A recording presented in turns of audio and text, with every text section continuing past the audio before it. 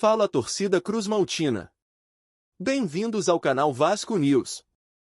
Estamos de volta com mais um vídeo exclusivo de notícias do nosso gigante da colina. Antes de tudo, já se inscreva e deixe seu like para ficar por dentro de todas as informações sobre o Vascão. Agora, vamos para a notícia. O Vasco enfrentou o Flamengo no primeiro jogo da semifinal do Campeonato Carioca e saiu derrotado por 1-0, no estádio Newton Santos. Com esse resultado, a equipe cruzmaltina se complicou ainda mais na busca por uma vaga na decisão e agora precisará vencer o jogo de volta, no Maracanã, por 2 gols de diferença para avançar. No primeiro tempo, o Vasco demonstrou competitividade, controlando boa parte das ações e criando as oportunidades mais claras da partida. A equipe mostrou mais intensidade e foi superior no número de finalizações, mas não conseguiu transformar isso em gols. Por outro lado, enfrentar o Flamengo exige mais do que competir em alto nível. É preciso ser eficiente nos momentos decisivos, algo que o Vasco não conseguiu. Após uma etapa inicial equilibrada, o rubro-negro cresceu no jogo e fez valer sua superioridade técnica. O Flamengo soube administrar a partida na segunda etapa e, em um lance de brilho individual, chegou ao gol da vitória. Bruno Henrique, que até então não havia tido grandes oportunidades, acertou um belo chute de fora da área e definiu o placar. A frustração tomou conta do lado vascaíno, que mais uma vez viu sua equipe sucumbir diante do rival. O histórico recente do confronto reflete essa dificuldade. O Vasco venceu apenas 2 vezes nos últimos 31 encontros entre os clubes.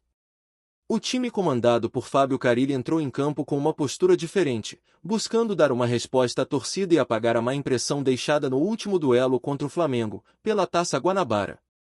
A equipe começou o jogo bem organizada defensivamente, conseguindo neutralizar o adversário. Carille optou por um esquema com 3 volantes, utilizando Jair como primeiro homem de meio campo para dar qualidade na saída de bola, enquanto Hugo Moura e Matheus Carvalho davam suporte.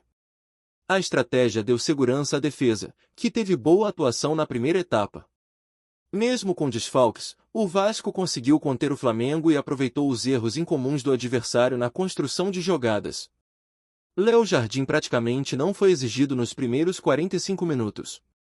O Vasco teve a melhor chance do primeiro tempo. Aos 42 minutos, Ryan recebeu o ótimo passe de Felipe Coutinho e finalizou cara a cara com Rossi, que fez grande defesa. No rebote, Léo Ortiz salvou em cima da linha. Foi um momento crucial desperdiçado. A volta do intervalo trouxe um panorama diferente. O Flamengo retornou mais organizado, impôs seu ritmo e passou a pressionar o Vasco com mais intensidade.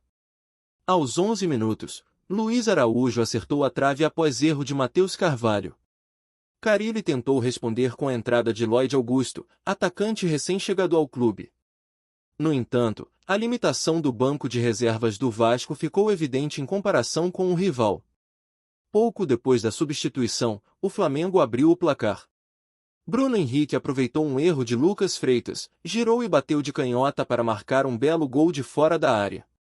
O atacante, que estava apagado na partida, fez a diferença em um único lance. Após sofrer o gol, o Vasco perdeu completamente a organização.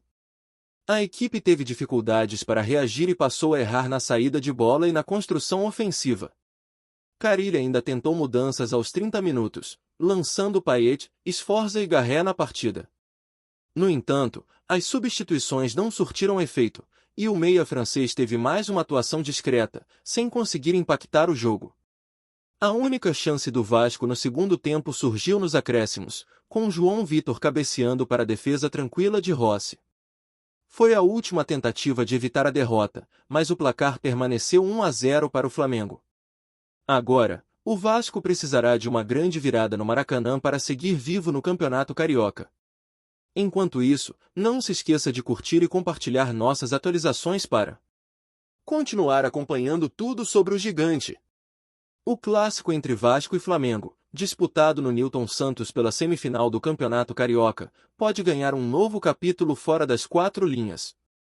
Isso porque Matheus Gonçalves, jogador do Flamengo, entrou em campo de forma irregular no segundo tempo, o que pode levar à anulação da partida.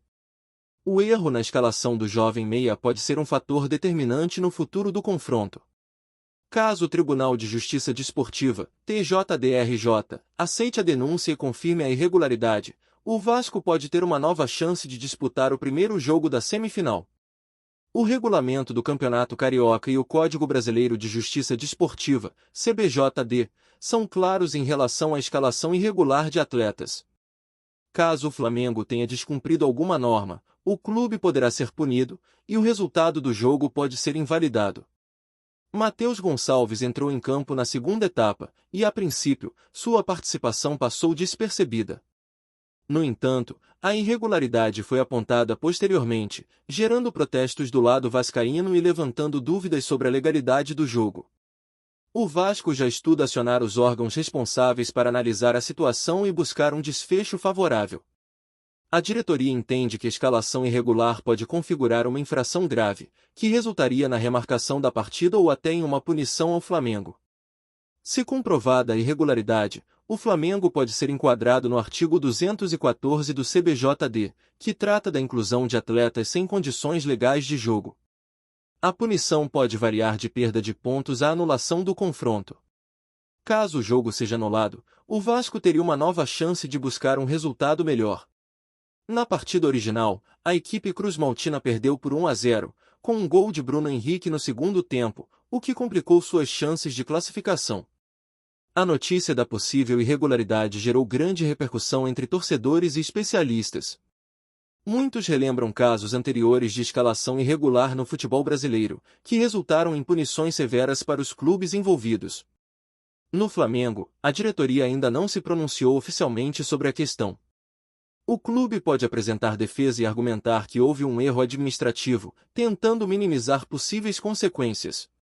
O TJDRJ deve analisar o caso nos próximos dias. Se o Vasco formalizar uma denúncia, a Federação de Futebol do Estado do Rio de Janeiro, FERJ, também poderá ser envolvida no julgamento da situação. Enquanto isso, a preparação para o jogo de volta no Maracanã segue normalmente. O Vasco precisa vencer por 2 gols de diferença para avançar, mas o possível desdobramento jurídico pode mudar o rumo da semifinal. A pressão aumenta sobre a organização do Campeonato Carioca, que já enfrentou polêmicas em edições anteriores. Clubes e torcedores aguardam uma decisão rápida para evitar mais tumulto na competição. Independentemente do desfecho, a situação expõe uma falha no controle de escalações por parte do Flamengo. Erros administrativos como esse podem comprometer toda uma campanha e gerar desgastes desnecessários. A torcida do Vasco se mobiliza nas redes sociais, cobrando providências e reforçando a necessidade de um julgamento justo. Para muitos, essa pode ser a única chance de reverter um resultado desfavorável. Nos próximos dias, os tribunais definirão se o jogo será anulado ou se o resultado permanecerá inalterado. Enquanto isso, a semifinal do Carioca ganha contornos de novela, misturando futebol e tribunais em mais um clássico tenso entre Vasco e Flamengo.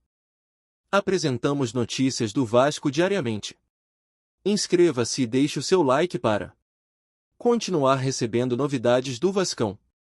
Até o próximo vídeo. Saudações vascaínas!